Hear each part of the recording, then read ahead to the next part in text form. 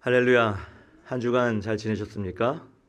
네, 또 우중에도 이렇게 또 연휴 기간에도 하나님의 전을 찾아 예배하게 하신 하나님께 영광 돌립니다. 예배를 통해서 하나님께 주시는 그 말씀의 은혜가 저와 여러분 가운데 있기 원합니다.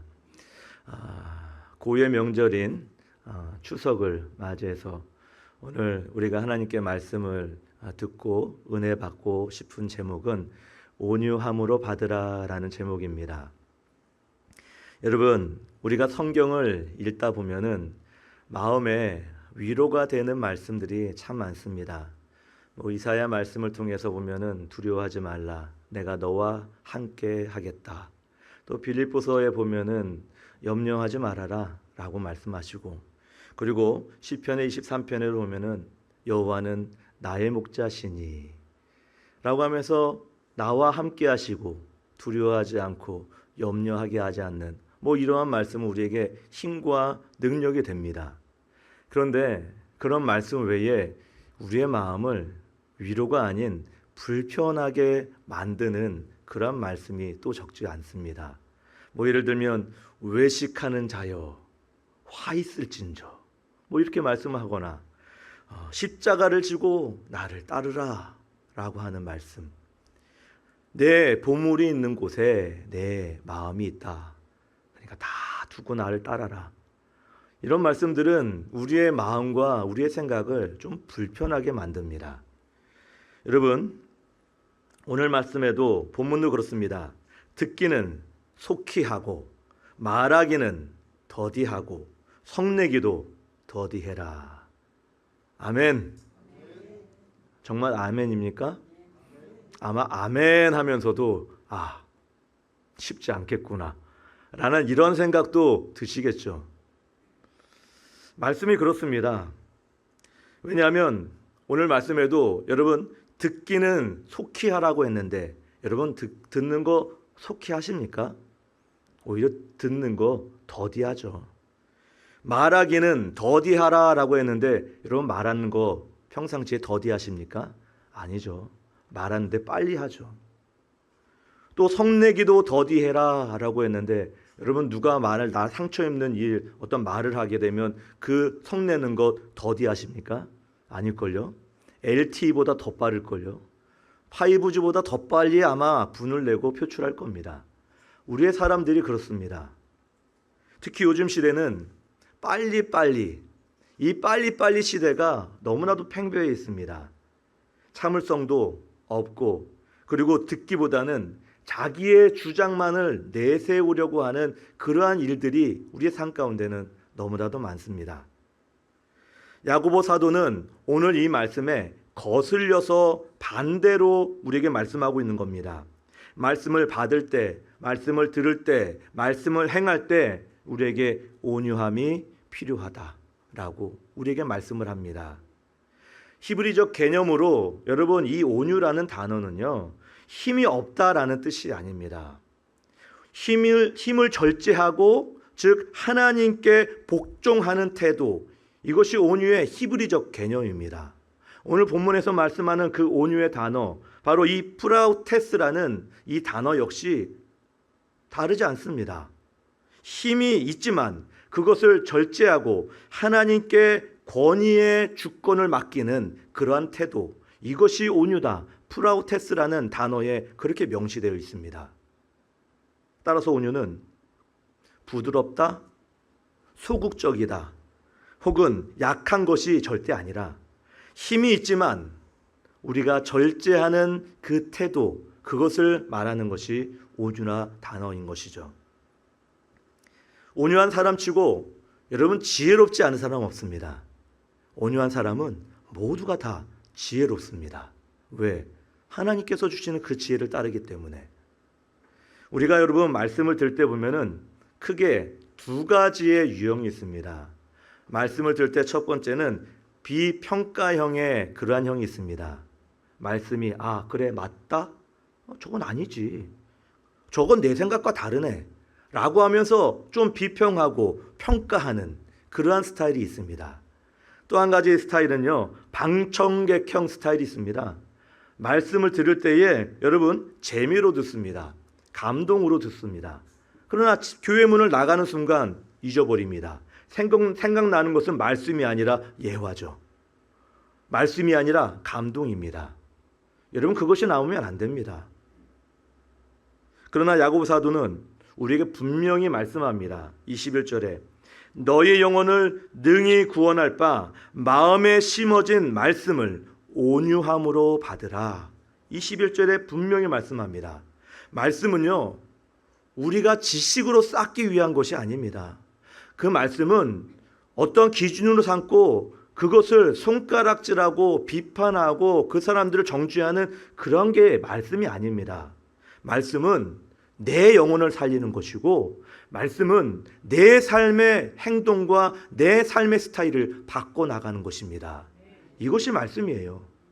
남에게 기준이 아니라 나에게 항상 기준이 되어야 되는 것입니다.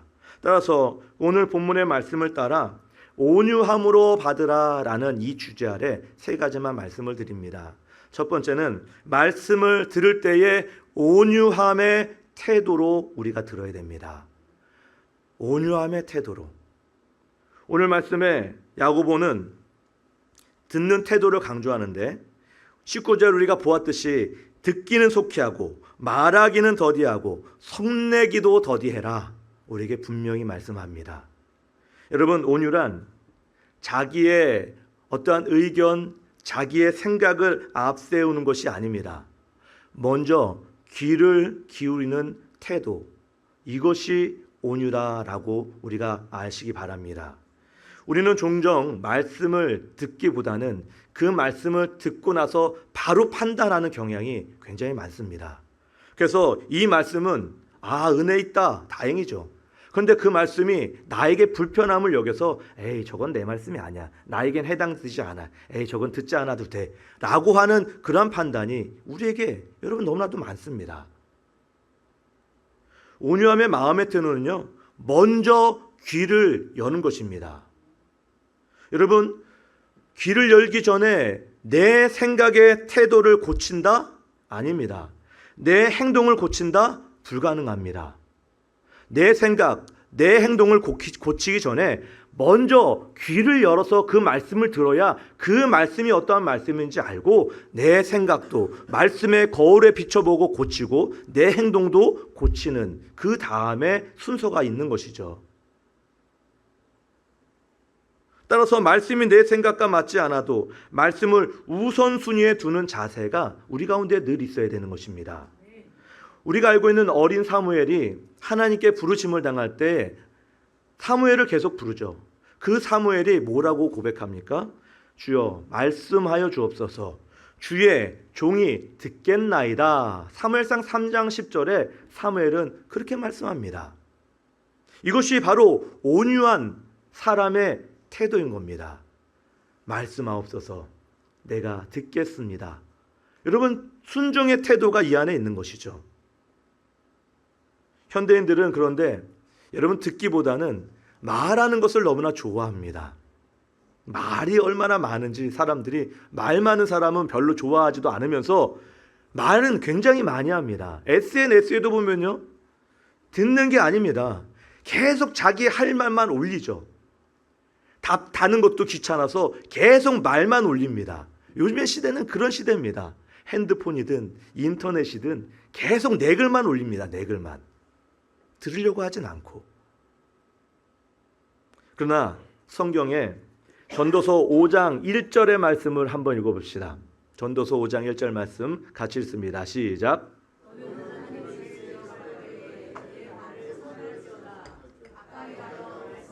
듣는 것이 우매한 자들이 재물을 드리는 것보다 나으니 그들은 악을 행하면서도 깨닫지 못함이니라. 아멘. 말씀을 듣는 것이 재물을 드리는 것보다, 제사를 드리는 것보다 낫다. 성경은 그렇게 우리에게 말씀을 합니다. 온유하게 들을 줄 아는 사람은 하나님의 지혜를 얻습니다. 그래서 온유한 사람 치고 지혜롭지 않은 사람이 없다라고 하는 이유가 바로 그것입니다. 어떤 분들은 말씀을 들을 때에 저건 나보다는 아무개 집사님, 아무개 권사님이 들어야 될 텐데 안 왔네? 안 왔네? 왜 안 왔지? 우리는 그렇게 생각할 때가 있습니다. 그런데 오늘 야고보 사도는 우리에게 당당히 얘기하는 것이죠. 야, 낱말하지 마. 너부터 들어야 돼. 너에게 하는 말이야. 우리에게 그렇게 말씀하고 있는 겁니다. 우리가 말쓸 때에 우리는 그 들을 때에 비판의 귀에 그 귀가 열리는 것이 아니라 순종의 길, 즉 내게 배우는 귀에 그 귀가 열려야 됩니다. 그래서 그것을 내가 받아들이고 그것을 행할 줄 아는 그 순종함이 먼저 일어나야 되는 것입니다. 누가 들어야 되는데 누구 안 왔네 이런 생각을 들어서는 우리의 온유한 태도, 온유한 모습이 절대 아닌 것입니다. 오늘 설교를 들으면서 이 말씀은 누구에게 꼭 필요하다라기보다는 이 말씀은 나에게 필요한 말씀이구나 라는 생각을 가지고 항상 말씀을 들으시는 저와 여러분 되시길 간절히 소원합니다. 온유함으로 받으라 라고 했을 때 두 번째는 말씀을 받을 때 온유함의 순종으로 들으십시오. 받을 때 온유함의 순종으로. 오늘 21절의 말씀에 보면요, 마지막에 보면은 마음에 심어진 말씀을 온유함으로 받으라 라고 말씀했습니다. 오늘 제목도 온유함으로 받으라 라고 말씀합니다.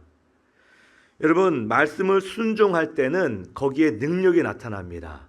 힘이 나타납니다. 우리가 알고 있는 구약시대 노아란 인물 잘 알죠. 노아가 하나님께서 방주를 지어라 라고 말씀하실 때 여러분 그 방주의 크기가 얼마나 컸는지 아시리라 믿습니다. 성경적으로 따져보면은 길이가 300규빗, 너비가 50규빗, 높이가 30규빗이다 라고 성경은 말씀합니다. 그런데 현대로 그것을 길이로 따져보면 그 규빗 300규빗은 길이가 135m예요. 그리고 너비가 50규빗이라는 것은 너비가 35m입니다. 높이가 30규빗이다. 13.5m입니다. 그것도 어떻게 지어라? 3층으로 지어라. 여러분 이것이 지금 여러분 그 길이를 한번 높이와 넓이를 한번 여러분 그려보십시오. 저와 여러분의 이 길이가 얼마나 될까요? 엄청 큰 겁니다. 어떻게 보면 목선에 비해 목선으로 따지면은 세계에서 가장 큰 목선이 아닐까 지금까지. 그런데 이 목선을 지을 때 여러분 얼마 걸렸다고 말씀합니까? 성경에는 120년 걸렸다라고 하는데 인간의 유예 기간이 120년이지 실질적으로 이 방주를 짓는 그 기간은 100년 미만에 걸렸을 것이다. 그렇게 추정을 합니다. 그런데 여러분 그 미만의 그 길이를 방주를 짓는다 생각을 해보는데 인원은 몇 명이었을까요? 100명? 1000명? 아닙니다. 그때 당시에 살아있는 노아의 가족 몇 명이었습니까? 8명. 그것도 여자도 포함한 8명이에요. 근데 8명이서 그 방주를 지어라. 그런데 그때 당시에 여러분 지금처럼 철 도끼가 있겠습니까? 톱이 있겠습니까? 아무것도 없어요. 그러다 보니까는 인간적으로 시간이 너무 많이 걸린 거죠. 지금 건축업을 어떤 배를 만드는 사람에게 당신 배 절대 도끼 사용하지 말고 톱 사용하지 말고 나무 기계 운전하지 말고 있는 대로 가져와서 그냥 들고 와서 지으십시오 라고 한다면 여러분 가능하겠습니까? 불가능해요. 더욱이 배는 방수가 되어야 돼요. 가라앉으면 안 되죠. 성경에 뭐라고 말씀합니까? 안과 밖에 모든 그 사이에 역청을 발라라. 그 300규빗이나 되는 그 나무 사이사이마다 안과 밖을 역청으로 발라라. 여러분 그것도 엄청난 것이죠. 그런데 이 말씀에 노아가 순종했다라는 겁니다. 이해할 수 있겠습니까? 이해 안 되는 거죠. 순종할 수 있겠습니까? 순종할 수 없는 겁니다. 아니 하루 이틀이지. 한 달, 2달이어야지. 이거는 100년가량 이상 되는 그 말씀을 어떻게 이해하고 순종하겠냐 말이죠. 그러나 노아는 순종했어요. 순종이 결국 그 가족을 구원시킬 수 있는 놀라운 결과가 일어난 겁니다. 우리도 말씀을 들을 때에 이해되면 순종하겠다. 여러분 절대 그런 생각 갖지 마십시오. 순종하면 이해가 되는 겁니다. 할렐루야. 늘 순종하면 이해된다라는 말씀으로 행동하고 받아들이십시오. 온유함의 진짜 시험은 행동할 때 나타납니다. 21절의 끝에 보면은요, 우리는 받는다라고 말씀을 보았습니다.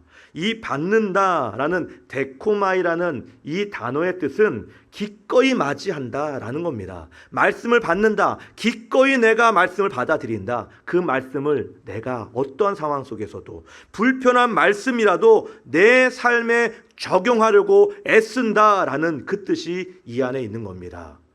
우리는 어떠한 상황 속에서도 이해되면 순종이 아니라 순종하면 이해되기 때문에 그 모든 말씀을 내가 적용하겠다라고 하면서 애쓰고 노력하는 여러분이 되시기 바랍니다. 나사렛의 마리아는 여인에게 사자가 너에게 아들이 있을 것이다 라고 말씀하시잖아요. 그때 마리아가 뭐라고 얘기합니까? 주여, 여종이오니 내게 이루어지이다 라고 말씀했죠. 처녀잖아요. 아직 남자를 모르는 그러한 여인인데도 불구하고 아이가 있을 것이다. 돌 맞아 죽어야 됩니다. 그런데도 주의 여정이 받아들이겠습니다 라고, 이것은 그냥 겸손한 말투가 아닙니다. 내 삶의 모든 것들을 어려움 속에서도 내가 죽는 한이 있더라도 내가 받아들이겠습니다 라는 순종의 태도가 이 안에 담겨져 있더란 말입니다. 23절, 24절 우리 같이 한번 말씀을 읽어보겠습니다. 시작. 누구든지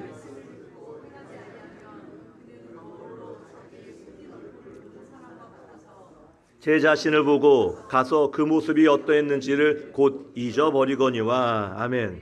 말씀은 무엇과 같다? 거울과 같다라는 겁니다. 거울로 자기 생긴 얼굴을 보는 것 같다.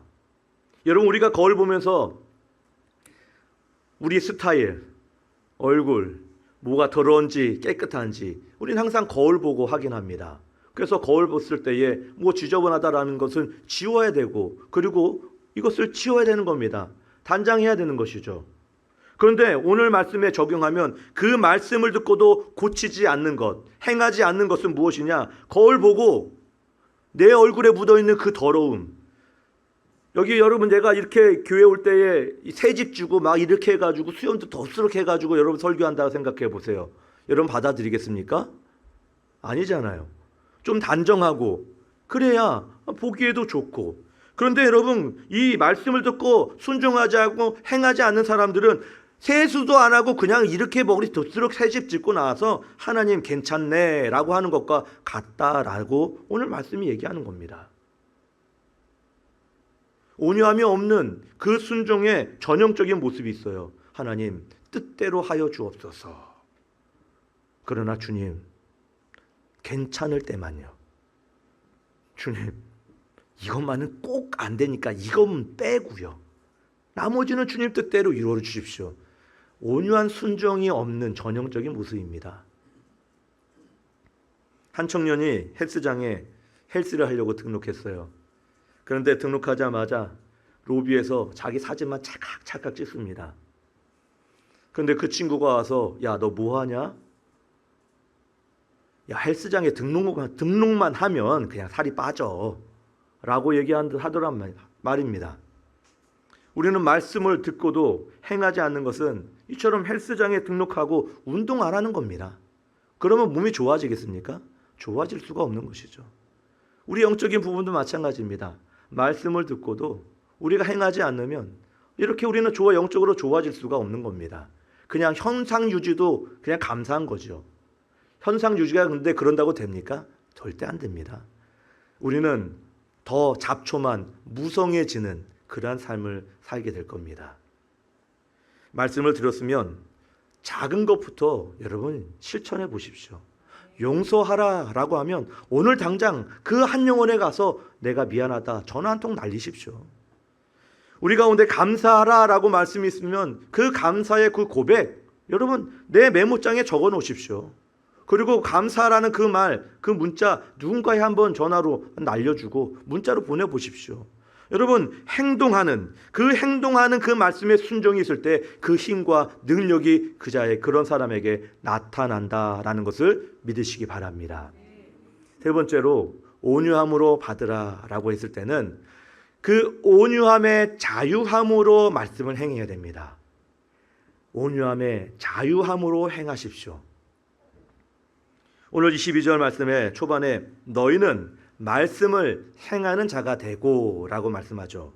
25절에도 말씀 보면요, 자유롭게 하는 온전한 율법을 들여다보고 있는 자는 라고 말씀합니다. 그 사람은 복이 있다. 들여다보고 있는 자, 즉 행하는 자입니다. 행하는 자. 그런 사람은 복이 있다라는 겁니다. 여러분, 말씀은 억압이 아니라 자유함입니다. 많은 사람들이 말씀을 지키면 좀 불편한 것 아니냐, 어떻게 그 말씀을 지키냐, 불가능해, 우리는 그렇게 생각하죠. 그러나 온유함은 다시 말씀드리지만 억울함이 아니라 방향이 잡힌 그 능력과 힘이 그 안에 있는 겁니다. 그래서 예수님께서 뭐라고 말씀하셨습니까? 마태복음 11장에 보면은 나는 마음이 온유하고 겸손하니 나의 멍에를 지고 따라와라. 나는 마음이 온유하고 겸손하니 멍에를 져라. 그런데 여러분, 멍에를 진다라고 하는 생각만 해보십시오. 멍에를 지면 그게 자유한 것일까요? 언뜻 생각해보면 괜히 묶여있는 것이죠. 아니, 그게 무슨 자유입니까? 멍에를 쥐고 있는데 그것은 자유가 아니지 않냐. 세상 사람들은 멍청하다, 그건 자유가 아니다, 분명 그렇게 얘기할 겁니다. 그러나 예수님께서는 그 자유함이 이 안에 있다라고 말씀하시는 겁니다. 멍에를 같이 매서 그 안에서 참된 자유를 네가 느껴라. 그렇게 행함으로 나가라 라고 우리에게 말씀하는 것입니다. 이 진정한 자유는 방종이 아닌 것입니다.